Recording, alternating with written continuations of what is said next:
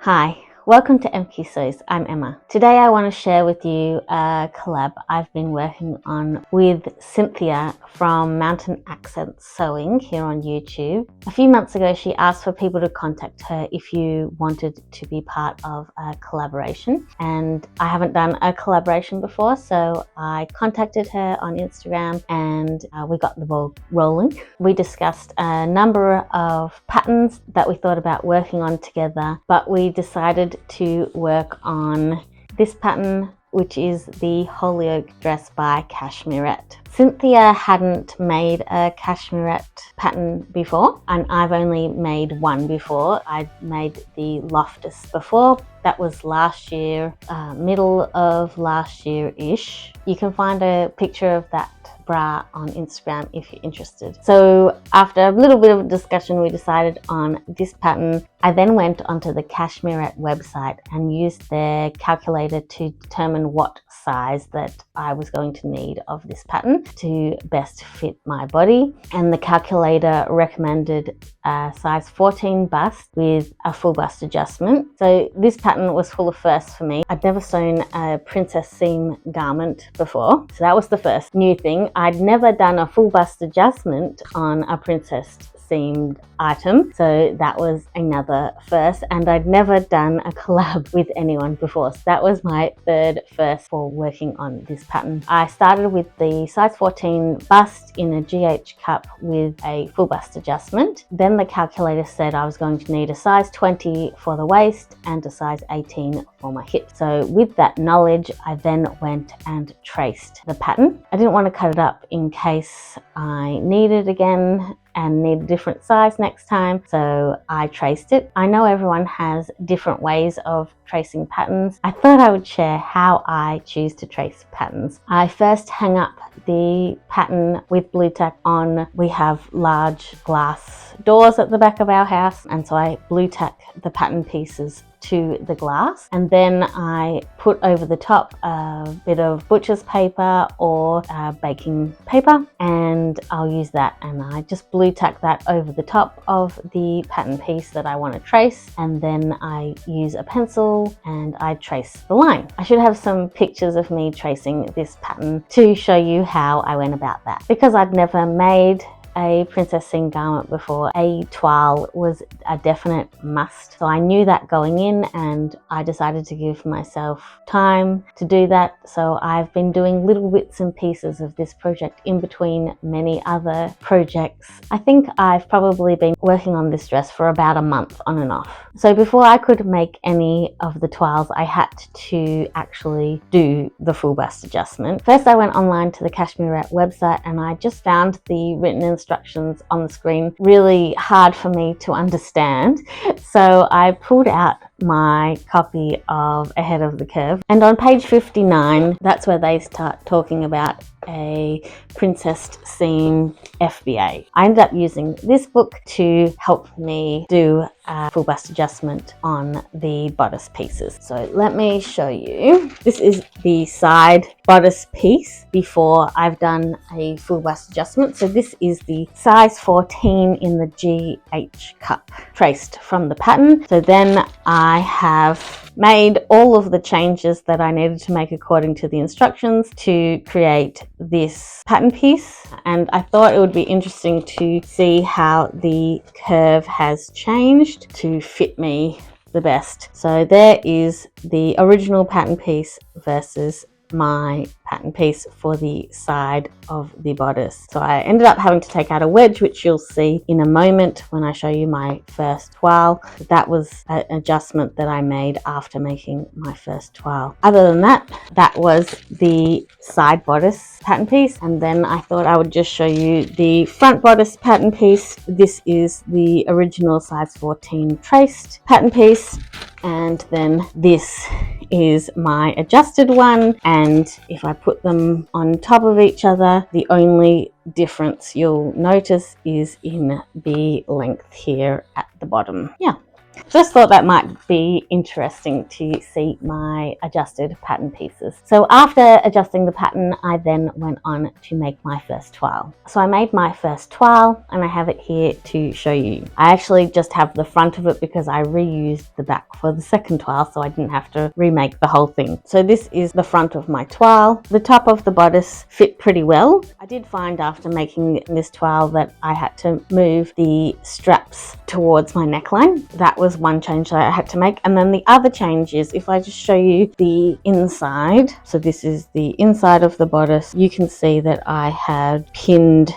out this wedge, and that was just excess fabric. So I then ripped the bodice apart, reused the back and made a second toile. This is the second toile that I made with the adjustments of removing that slice from the bottom part of the bodice and moving the straps. I moved the straps, they were like on the edge, and I've moved them to make sure that they cover my bra. So I ended up with this toile. I do have some photos of me checking the fit for this. My second toile fit heaps better, and I was very happy with how that went. Before deciding to cut into my good fabric, I thought I better make a wearable toile of the skirt portion of the pattern, because if there was any adjustments that needed to be made, I wanted to know about them before cutting into my good fabric. So I went ahead and made up the skirt, and this is it. And I made this one without the pockets, and I thought I'll see how I feel, and if it needs pockets, then I can always put them into the dress, and if I'm more comfortable without the pockets, I'll just leave them off the dress. So I made it without the pockets. I did end up having to make usable buttons and buttonholes because I wasn't able to get the skirt on or off without opening some of the buttons, so that was good to know, because the back of the Holyoke dress does have a section of elastic in it.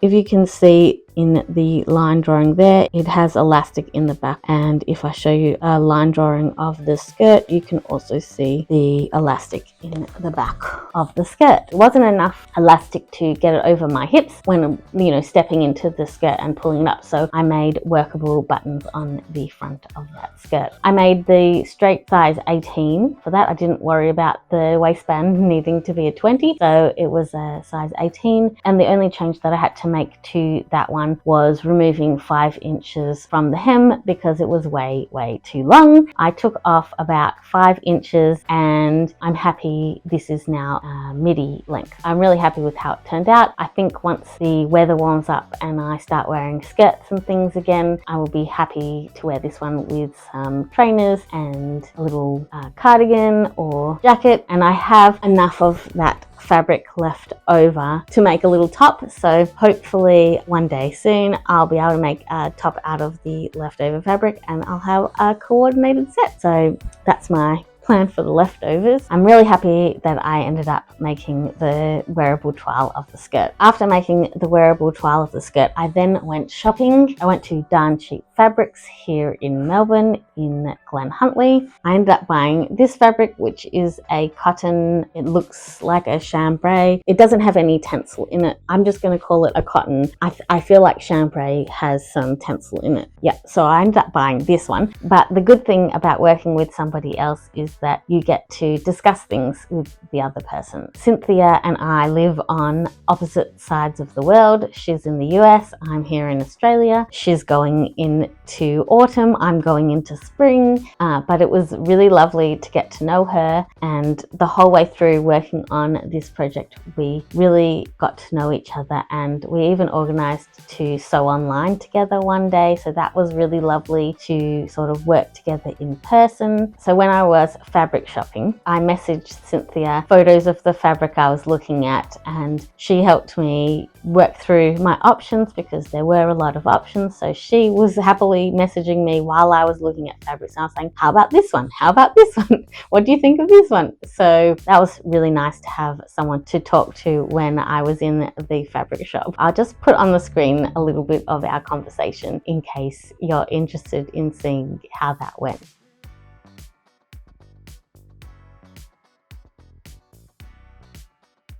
My requirements when choosing a fabric was I wanted something that I could wear every day and dress up or dress down. My wardrobe in summer, I wear a lot of dresses. I don't wear skirts as much. I wear jeans if it's cold, and I do wear some denim shorts, but if I'm going to go out for any reason, I most often choose to wear jeans and a sleeveless top or a dress. So I really wanted something that I could get lots of use out of, because if I'm going to make something, I want to be able to use it and wear it and enjoy it. But I also knew that I was going to have this dress ready in time for my birthday. When you're seeing this video, yesterday was my 43rd birthday, and I really wanted to be able to wear this dress to any celebration that we ended up having for my birthday. So when making this dress, I got to the point where I was up to doing the buttons, and I pinned it all the way down the front to check that I was able to get it on and off over my head, because otherwise I was going to have to make buttons and buttonholes the whole way down, and I was a little bit worried that they were going to be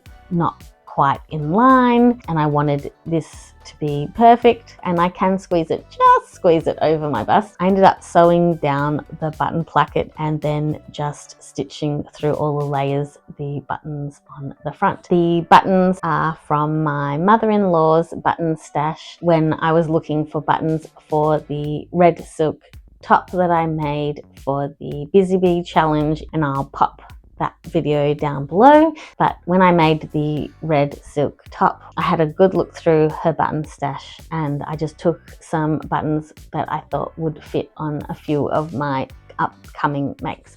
So I took these buttons, and they were the perfect match for this fabric, and I really like how they look on this dress. When sewing up this dress, I was using the written instructions from the pattern, and I don't remember having any problems with them. There is a sew along available. I didn't use it, but it's there, and I'll make sure to link the calculator and the sew along down below in case any of you want to use those things as well. When I think about using the written pattern, I don't think about having any problems. However, I did have a problem when I was sewing the front facing of the dress. So this was the original front facing for the dress. I cut this bit out, and when I went to sew this bit to my dress, it didn't fit.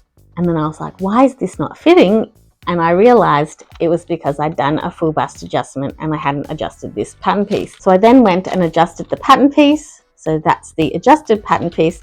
And just to give you an idea of the change in the pattern, the original piece I've just laid on top. So I recut the front facings, and then I didn't have any other problems after that. I removed the same 5 inches from the hemline. So this dress is also a midi length. Oh, the other thing I wanted to mention about sewing down the button placket is I'm really happy that I can just squeeze it over my bust, because that means that because it's sewn down, I don't have any gaping when I move around in the dress. So I'm really happy about that as well. I really love this dress. I'm super happy with it. I do like a complicated sew every now and then, and this was definitely one that was a little bit tricky, but once you had all the pieces correct, it was actually really easy and straightforward to put together. It just took a little bit of adjusting at the beginning, and I think that making the toiles were definitely a good choice and definitely worth it to get such a great finished dress. So yeah, I just want to take a little moment and say a little special thank you to Cynthia. I'm really happy we got to work on this collaboration together. So thanks for asking for people to contact you to do that, because this was a lot of fun, and I've really enjoyed getting to know you throughout our conversations and messages and things. So yeah, that's been really nice. Hi, Editing Emma here.